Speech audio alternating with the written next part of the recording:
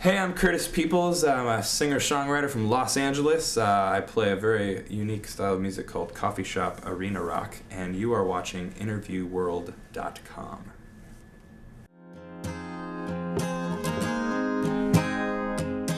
I've always been big on songwriting. That was always my thing. And my musical education actually came from getting to go on tour and be around all these artists and friends of mine who had record deals, and watching them succeed and fail and succeed and fail. I always consider that my formal music school. What was it that opened the door for you in the music industry? My friend Tyler Hilton. Tyler and I met playing a show in San Diego. He had just signed a record deal with Maverick, which is a subsidiary of Warner Brothers. Now he's actually on Warner. But we're about the same age, and we just had a fast friendship. We just became really close friends really quickly, and he ended up taking me on tour. The first tour I ever went on was with him, and he introduced me to the world that he was experiencing for the first time. He brought me in. He included me.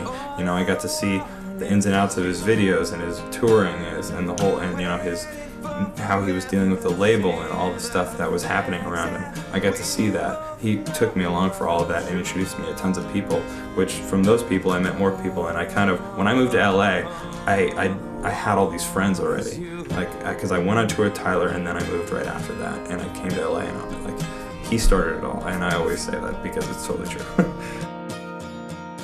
Band members, who are they and how did y'all meet up? But there's like a core group of 5 or 6 people that have really been a big piece of it. One of them is this guy named Jason Slim Gamble. He's a guitar player. I wrote half the record with him. He's one of my closest friends, and now he's out playing with another friend of ours, this guy Charles Kelly, who has a country group Lady Antebellum, and they've been nominated for 2 Grammys this year, and they're just doing great. So he's been off. So I've had a couple friends from San Diego playing with me. A guy named Daniel Crawford, who's like kind of become my right-hand man. He tours with me acoustic. He tours with me full band. He's played bass for me, a guitar for me. He sings all the harmonies. Like, he's my all-around utility guy. And he's just a guy I knew from San Diego. He had a band. I used to play shows with his band. And my drummer is this girl named Darla Hahn. She's 21, and everybody who sees her play is like, who is this girl? I'm like, you don't understand. Like, if I don't get famous soon, she's gonna leave and go play with Prince or something. Like, she's just like got it. She's got that thing. And then there's a guy named Dave Yaden, who's a singer-songwriter also, but he's also a great piano player, and I do a lot of writing with him, and he's probably one of my closest friends too, so we really fuel each other. But he's always been there for me, and he always plays with shows with me when I ask, and he's the best keyboard player I know, so I feel very fortunate to have guys like that.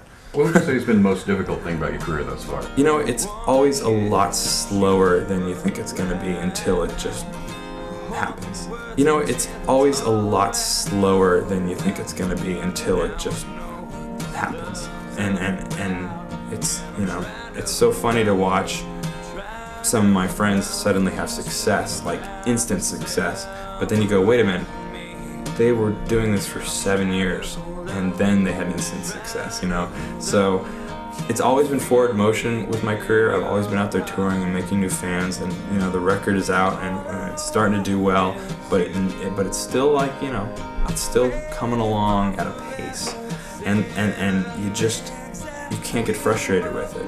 You know, if you find that it's going negatively, you should do something to change it, but you just don't know. All you can do is keep moving forward, keep being creative, keep playing shows, keep making connections, and just, you know, hope that one of those connections pans out. But until it does, you just keep going.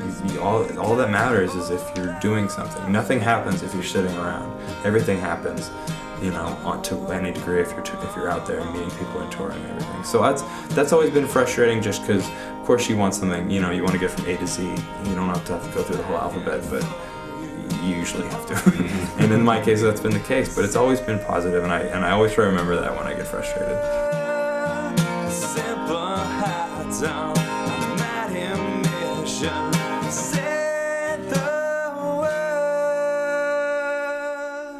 How about hardware? What kind of guitar do you play? My main guitar that I travel with always, because a lot of the touring I do is me and a guitar player, just a duo, is a Gibson J200. It's like the Elvis Presley model.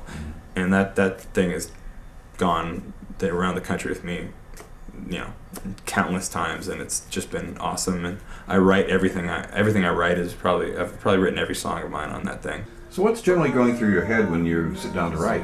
I'm challenged by by the artists around me, but even more by the artists I look up to.